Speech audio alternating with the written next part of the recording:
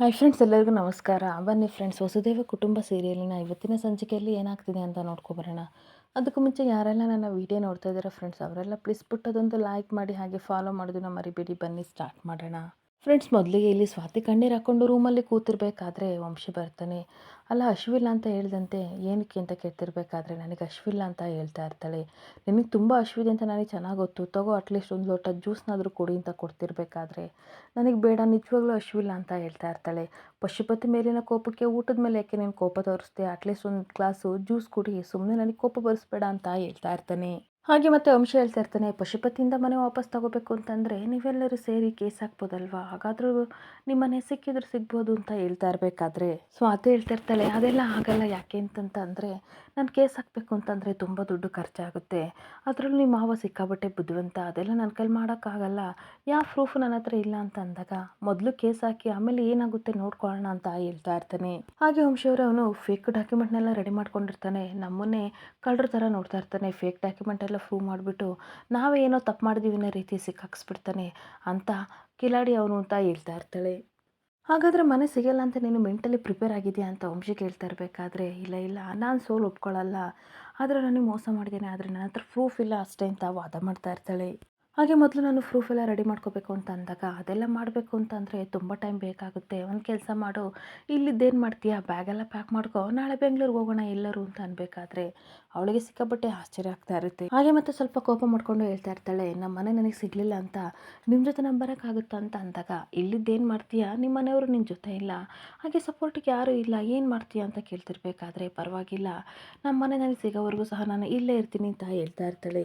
ಹಾಗೆ ವಂಶನೂ ಸಹ ಹೇಳ್ತಾ ಇರ್ತಾನೆ, ಇಷ್ಟು ದಿನ ಅಜ್ಜಿ ತಾತನ ಮಾತು ಕೇಳಿ, ಹಾಗೆ ನಿನ್ನ ಮಾತು ಕೇಳಿ ನಾನು ಇಷ್ಟು ದಿನ ಇದ್ದಿದ್ದೇ ಹೆಚ್ಚು, ಇವಾಗ ಇನ್ನು ಮುಂದೆ ಏನೂ ಪ್ರಯೋಜನ ಇಲ್ಲ, ಇಲ್ಲಿದ್ದೇನು ಮಾಡ್ತೀಯ ಬಾ ಅಂತ ಅನ್ಬೇಕಾದ್ರೆ, ಅಲ್ಲ ನನಗೆ ಸಿಕ್ಕಾಬಿಟ್ಟೆ ಮೋಸ ಆಗಿದೆ, ನಿಮ್ಗೇನು ಅನ್ನಿಸ್ತಿಲ್ವ, ಹೊರಡೋಣ ಅಂತ ಕರಿತಿದ್ದೀರಲ್ಲ, ನಾನು ಹೇಗೆ ಬರೋಕ್ಕಾಗುತ್ತೆ ಅಂತ ಕೂಗಾಡ್ತಾ ಇರ್ತಾಳೆ. ಹಾಗೆ ವಂಶನೂ ಸಹ ಹೇಳ್ತಾ ಇರ್ತಾನೆ, ಪಶುಪತಿ ಹತ್ರ ಹೋಗ್ಬಿಟ್ಟು ನೀನು ನನಗೆ ಮನೆ ಕೊಡು ಅಂತಂದ್ರೆ ಅವ್ನು ಖಂಡಿತ ಕೊಡ್ತಾನ, ಇಲ್ಲ ತಾನೇ, ಇದೆಲ್ಲ ಪ್ರಾಕ್ಟಿಕಲಾಗಿ ಸ್ವಲ್ಪ ಯೋಚನೆ ಮಾಡು, ಸ್ವಲ್ಪ ಟೈಮ್ ಕೊಡು, ತಾನಾಗೆಲ್ಲ ಸರಿಯಾಗೋ ಟೈಮ್ ಬಂದೇ ಬರುತ್ತೆ ಅಂತ ಸಮಾಧಾನ ಮಾಡ್ತಾ ಇರ್ತಾನೆ.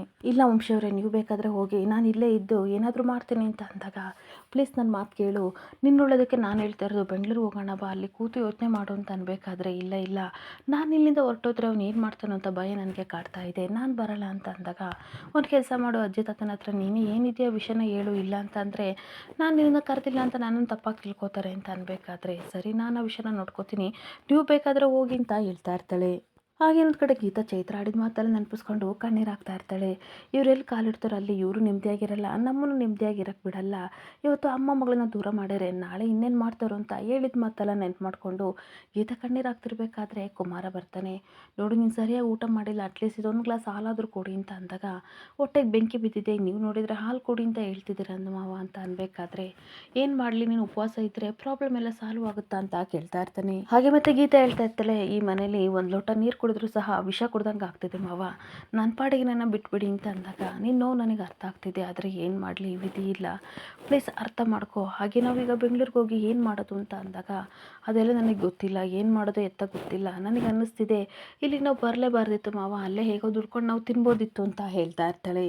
ಹಾಗೆ ಮತ್ತೆ ಗೀತೆ ಕಣ್ಣೀರು ಹಾಕೊಂಡು, ನಾವು ಬರಲೇಬಾರ್ದಿತ್ತು ಮಾವ ಅಂತ ಅನ್ಬೇಕಾದ್ರೆ, ಹೌದು ನಮ್ಮೂರ ಜಾತ್ರೆ ಅಂತ ತುಂಬ ಖುಷಿಯಿಂದ ಬಂದ್ವಿ, ಆದರೆ ಇಲ್ಲಿ ಬಂದಮೇಲೆ ಗೊತ್ತಾಯಿತು ಕಣ್ಣೀರು, ಹಾಗೆ ಮೋಸ, ಅದು ಇದು ಪ್ರತಿಯೊಂದನ್ನು ನೋಡಿ ನನಗಂತೂ ಸಿಕ್ಕಾಪಟ್ಟೆ ಬೇಜಾರಾಗ್ತಿದೆ ಅಂತ ಹೇಳ್ತಾ ಇರಬೇಕಾದ್ರೆ, ಈ ಮನೆ ನಮ್ಮದು ಅಂತ ನಿನ್ನನ್ನು ಕರ್ಕೊಬಂದೆ ಗೀತಾ, ಆದರೆ ಈ ಮನೆ ನಂದಲ್ಲ ಅಂತ ಚೈತ್ರ ಪ್ರೂವ್ ಮಾಡಿದ್ಲು ಅಂತ ಕಣ್ಣೀರು ಹಾಕ್ಕೊಂಡು ಕುಮಾರ ಹೇಳ್ತಾ ಇರಬೇಕಾದ್ರೆ ಗೀತಾ ಸಮಾಧಾನ ಮಾಡ್ತಾ ಇರ್ತಾಳೆ. ಹಾಗೆ ನೋಡಿ ಮಾವ, ಇಡೀ ಜಗತ್ತು ನಮ್ಮ ವಿರುದ್ಧ ತಿರುಗಿ ಬಿದ್ದಿದೆ ಅಂತ ಅಂದಮೇಲೆ ಚೈತ್ರ ಬೈದ್ರಲ್ಲಿ ತಪ್ಪೇನಿಲ್ಲ ಬಿಡಿ, ಅಷ್ಟಕ್ಕೂ ಅತ್ತೆ ಎಷ್ಟು ದಿನ ಉಳ್ಕೊಳಕ್ಕೆ ಬಿಟ್ರಲ್ಲ, ಅದೇ ನನಗೆ ದೊಡ್ಡ ಖುಷಿ, ಏನೂ ಮಾಡೋಕ್ಕಾಗಲ್ಲ, ದೇವರೇ ನಮ್ಮ ವಿರುದ್ಧ ತಿರುಗಿ ಬಿದ್ದಿದ್ದಾರೆ ಅಂತ ಅನ್ಬೇಕಾದ್ರೆ, ಬೇಜಾರು ಮಾಡ್ಕೋಬೇಡ, ಒಂದಲ್ಲ ಒಂದು ದಿನ ಒಳ್ಳೇದಾಗುತ್ತೆ, ಆ ಭರವಸೆ ಇಟ್ಕೊಂಡು ಬದುಕೋಣ ಅಂತ ಅಂದಾಗ, ನನಗೇನೋ ಸಮಾಧಾನ ಮಾಡ್ತೀರಾ, ಆದರೆ ನಿಮ್ಮ ಮನಸ್ಸಲ್ಲಿ ಎಷ್ಟು ನೋವಿದೆ ಅಂತ ಗೊತ್ತು, ನೀವು ಹೇಗೆ ಸಮಾಧಾನ ಆಗ್ತೀರ ಮಾವ ಅಂತ ಕೇಳ್ತಾ ಇರ್ತಾಳೆ.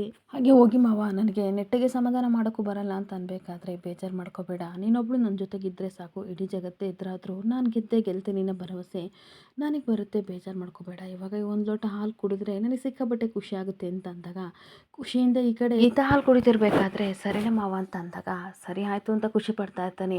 ಹಾಗೆ ಮತ್ತೆ ಹೇಳ್ತಾ ಇರ್ತಾಳೆ, ಆ ಸ್ವಾತಿ ಮಾತನ್ನ ಕೇಳಬೇಡ ಅಂತ ಅಮ್ಮನಿಗೆ ಎಷ್ಟು ಹೇಳಿದ್ರು ಸಹ ಅಮ್ಮ ಕೇಳಲ್ಲ. ಇವಾಗ ನೋಡಿ ಯಾವ ಪರಿಸ್ಥಿತಿ ಬಂತು ಅಂತ ಅಂದಾಗ ಅವರಿಬ್ಬರು ಮಾತಾಡೋದನ್ನು ಕೇಳಿ ಪದ್ಮ ಶಾಕಾಗಿ ಹೊರಗಡೆ ನಿಂತ್ಕೊಬಿಡ್ತಾಳೆ. ಹಾಗೆ ಕುಮಾರ ಹೇಳ್ತಾ ಇರ್ತಾನೆ, ಹಾಗೆಲ್ಲ ಅನ್ಬೇಡ, ಅವಳು ಯಾವ ಪರಿಸ್ಥಿತಿ ಇದ್ದಾಳೆ ಅಂತ ಅರ್ಥ ಮಾಡ್ಕೊಬೇಕು. ನಮಗೆ ಒಳ್ಳೇದಾಗಲಿ ಅಂತ ಪಾಪ ಅವಳು ಏನೇನೋ ಮಾಡೋಕ್ಕೋಗಿ ಈ ಥರ ಮಾಡ್ಕೊಂಡಿದ್ದಾಳೆ ಅಷ್ಟೇ. ಒಂದು ವೇಳೆ ಅವಳು ನಿನ್ನ ಹತ್ರ ಹೇಳ್ಕೊಳಕ್ಕೆ ಬಂದರೆ ನೀನೇನಾದರೂ ಕೇಳ್ತಾ ಇದ್ಯಾ? ಯಾವಾಗಲೂ ಅವಳನ್ನ ಬೈತಾ ಇದ್ದೆ ಅಲ್ವಾ ಅಂತ ಕುಮಾರ ಹೇಳ್ತಾ ಇರ್ತಾನೆ. ಹಾಗೆ ಗೀತೆ ಹೇಳ್ತಿರ್ತಾಳೆ, ಖಂಡಿತ ನಾನು ಅವಳ ಮಾತನ್ನ ಕೇಳ್ತಾ ಇದ್ದೆ. ಈ ಥರ ಪಶುಪತಿ ಪ್ರೆಸಿಡೆಂಟ್ ಜಾಗನ ಕೊಟ್ಟರೆ ಮಾತ್ರ ಮನೆ ಕೊಡೋದು ಅಂತ ಕೇಳ್ತಾ ಇದ್ದಾನಲ್ಲ, ಏನು ಮಾಡೋದು ಅಂತ ಕೇಳಿದರೆ ನಾವೆಲ್ಲ ಒಂದು ಡಿಸೈಡ್ ಮಾಡ್ಬೋದಿತ್ತು. ಯಾಕೆ ಅಂತಂದರೆ ಮನೆ ಜವಾಬ್ದಾರಿ ಅವಳು ಒಬ್ಳಿಗೆಲ್ಲ ಎಲ್ಲರಿಗೂ ಇದೆ. ಹಾಗೆ ದೇವಸ್ಥಾನದ ಅಧಿಕಾರದ ಸ್ವತ್ತು ಸಹ ಎಲ್ಲರಿಗೂ ಇದೆ. ಅಂದಮೇಲೆ ಅವಳು ಕೇಳ್ಬೋದಿತ್ತು ಅಂತ ಅಂದಾಗ, ಏನೋ ಪಾಪ ಮನೆ ಸಿಗುತ್ತೆ ಅನ್ನೋ ಅವಸರದಲ್ಲಿ ಈ ರೀತಿ ಮಾಡಿದಾಳೆ ಬಿಡು ಅಂತ ಅಂದಾಗ ಅವಳೊಬ್ಬಳೆ ಅತಿ ಬುದ್ಧಿವಂತೆ ಅಂತ ತೋರ್ಸೋಕ್ಕೋಗಿ ಇವಾಗೆಂತ ಎಡ್ವರ್ಟ್ ಮಾಡ್ಕೊಂಡಿದ್ದಾಳೆ ನೋಡಿ ಅಂತ ಬೈತಾ ಇರ್ತಾಳೆ. ಹಾಗೆ ಅವನೇನೋ ಪ್ರೆಸಿಡೆಂಟ್ ಜಾಗ ಕೇಳಿದಂತೆ ಇವಳು ಕೊಟ್ಬಿಟ್ಲು. ಆದರೆ ಅವಳು ತಪ್ಪು ಅಂತ ಯಾರು ಒಪ್ಕೋತಿಲ್ಲ ಅಂತ ಅಂದಾಗ, ನೀನು ಹೇಳೋದೆಲ್ಲ ಕರೆಕ್ಟು, ಆದರೆ ಏನು ಮಾಡಲಿ, ಆ ಪಶುಪತಿ ಕೆಟ್ಟವಳು ಅಂತ ಅವಳಿಗೂ ಗೊತ್ತಿಲ್ಲ. ಅವಾಗೆಲ್ಲ ಮಾವನಿಗೆ ಮೋಸ ಮಾಡ್ದ, ಮಾವ ಪ್ರಾಣನೇ ಕಳ್ಕೊಳ್ಳೋ ಪರಿಸ್ಥಿತಿ ಬಂತು.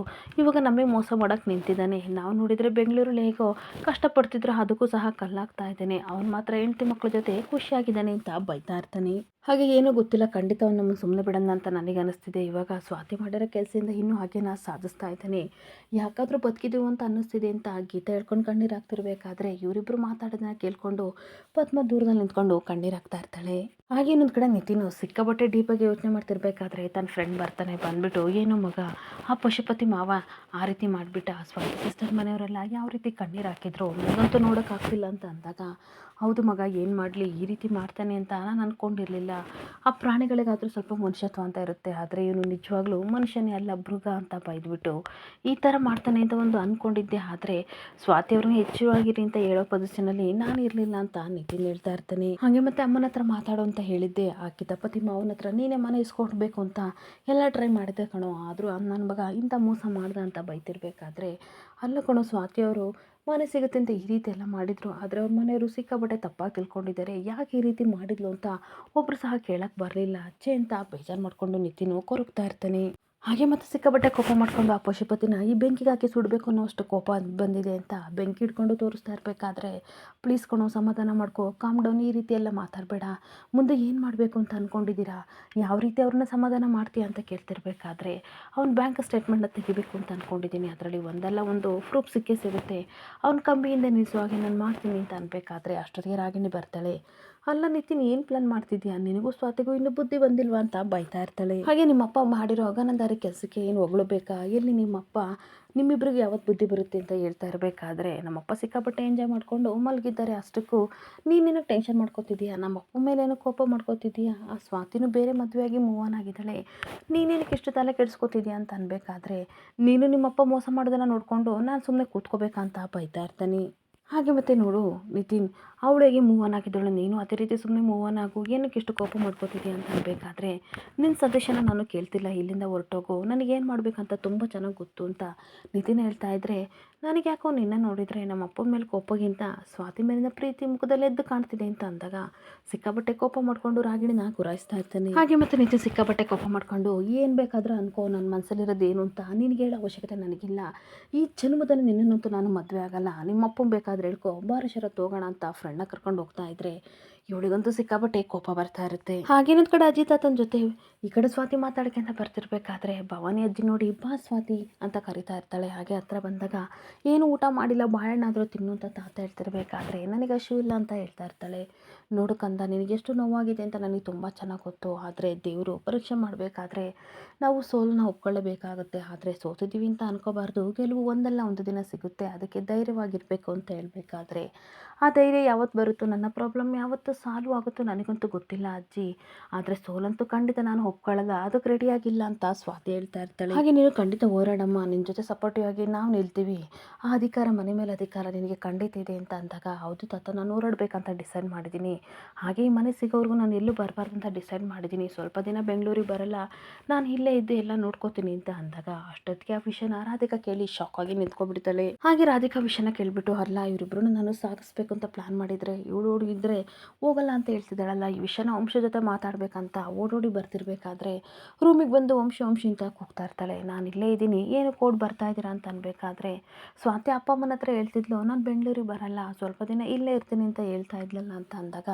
ನಾನೇ ಅಜ್ಜಿ ತಾತನ ಹತ್ರ ಮಾತಾಡೋಕ್ಕೆ ಹೇಳ್ದೆ ಅಂತ ಅಂದಾಗ, ಹಾಗಲ್ಲ ವಂಶಿ ಅದು ಸ್ವಾತಿ ಏನಾದರೂ ಇಲ್ಲೇ ಉಳ್ಕೊಂಡ್ರೆ ನೀನು ಇಲ್ಲೇ ಇರಬೇಕಾಗುತ್ತೆ, ಆಫೀಸ್ ಕೆಲಸ ಎಲ್ಲ ಏನು ಮಾಡ್ತೀಯ ಅಂತ ಅಂದಾಗ, ಅಜ್ಜಿ ತಾತ ಹಾಗಂದ್ರೆ ಕೇಳ್ತೀನಿ ಅಂತ ವಂಶಿ ಬರ್ತಿರ್ಬೇಕಾದ್ರೆ ನಾವೇ ಕರಿಬೇಕು ಅಂತ ಅಂದ್ಕೊಂಡಿದ್ವಿ, ನೀನೇ ಬಂದೆ, ಬಾ ಕೂತ್ಕೋ, ಏನು ಗೊತ್ತನೋ ಸ್ವಾತಿ ಸ್ವಲ್ಪ ದಿನ ಇನ್ನೂ ಇಲ್ಲೇ ಇರಬೇಕು ಅಂತ ಹೇಳ್ತಿದ್ದಾಳೆ ಅಂತ ಅಂದಾಗ, ಇರಲಿ ಬಿಡಿ ಅವಳಿದ್ರೆ ನನಗೇನು ಪ್ರಾಬ್ಲಮ್ ಇಲ್ಲ, ನಾವೆಲ್ಲ ನಾಳೆ ಬೆಂಗಳೂರಿಗೆ ಹೊರಡೋಣ ಅಂತ ಅಂದಾಗ, ಅವಳೊಬ್ಬಳನ್ನ ಬಿಟ್ಟು ಹೇಗೋ ಇರೋಕ್ಕಾಗುತ್ತೆ, ಒಂದು ಕೆಲಸ ಮಾಡೋಣ, ನಾವು ಇಲ್ಲೇ ಇದ್ಬಿಡೋಣ ಇವಳ ಜೊತೆ ಅಂತ ಅಂದಾಗ, ಈ ಕಡೆ ರಾಧಿಕನಿಗೆ ಮತ್ತೆ ಶಾಕ್ ಆಗ್ತಾ ಇರುತ್ತೆ. ಈಗ ಮತ್ತೆ ವಂಶಿ ಹೇಳ್ತಾ ಇರ್ತಾನೆ, ಬೇಕಾದರೆ ನೀವಿರಿ, ನಾನಿರಲ್ಲ, ನನ್ನ ಕಂಪ್ನಿಗೆ ಸಿಕ್ಕಾಪಟ್ಟೆ ಲಾಸ್ ಆಗ್ತಿದೆ ಅಂತ ಅನ್ಬೇಕಾದ್ರೆ, ಅದು ನಿನ್ನ ಕಂಪ್ನಿ ಇಲ್ಲಿದ್ದಲೇ ಕೂತ್ಕೊಂಡು ಎಲ್ಲ ಕೆಲಸನೂ ಮಾಡ್ಕೊಳ್ಳೋ, ಏನಕ್ಕೋ ಈ ರೀತಿ ಅಂತೀಯ, ಅವಳೊಬ್ಬಳನ್ನ ಬಿಟ್ಟು ಹೋಗ್ಬೇಡ ಅಂತ ಅಂದಾಗ, ಅಲ್ಲ ನಾನು ರೂಮಲ್ಲಿ ಏನು ಡಿಸ್ಕಸ್ ಮಾಡಿದ್ದು, ನೀನು ಬೇಕಾದರೆ ಇರು, ನನ್ನನ್ನೇ ಕುಳಿಸ್ಕೊತಿದ್ಯಾ ಅಂತ ಅನ್ಬೇಕಾದ್ರೆ, ವಂಶಿಯವರೇ ತಪ್ಪಾಗಿ ತಿಳ್ಕೊತಿದ್ದೀರಾ, ನಾನು ನಿಜವಾಗ್ಲೂ ಅಜ್ಜಿ ತಾತನಿಗೆ ಏನೂ ಅಂದಿಲ್ಲ, ತಾತ ಹೇಳಿ ಅಂತ ಅಂದಾಗ, ಅವಳೇನೂ ಅಂದಿಲ್ಲ ಕಣೋ, ಅವಳು ಮಾತ್ರ ಉಳ್ಕೊತೀನಿ ಅಂತ ಹೇಳಿದ್ಲು, ನಮಗನ್ಸಿದ್ದನ್ನು ನಾವು ಹೇಳಿದ್ದೀವಿ ಅಂತ ಅನ್ಬೇಕಾದ್ರೆ, ಅಲ್ಲ ಈಗ ನಾವು ಇಲ್ಲೇ ಉಳ್ಕೊತೀವಿ ಅಂತ ಅಂದ್ಕೊಳ್ಳಿ, ಪಶುಪತಿ ಏನಾದರೂ ಮನೆ ಕೊಡ್ತಾನೆ, ಅದಕ್ಕೆ ದೊಡ್ಡ ಪ್ರೊಸೀಜರ್ ಇದೆ, ಅದಕ್ಕೆ ಟೈಮ್ ಬೇಕು, ಅಲ್ಲಿವರೆಗೂ ನಾವು ಬಿಸ್ನೆಸ್ ಲಾಸ್ ಮಾಡಿಕೊಂಡು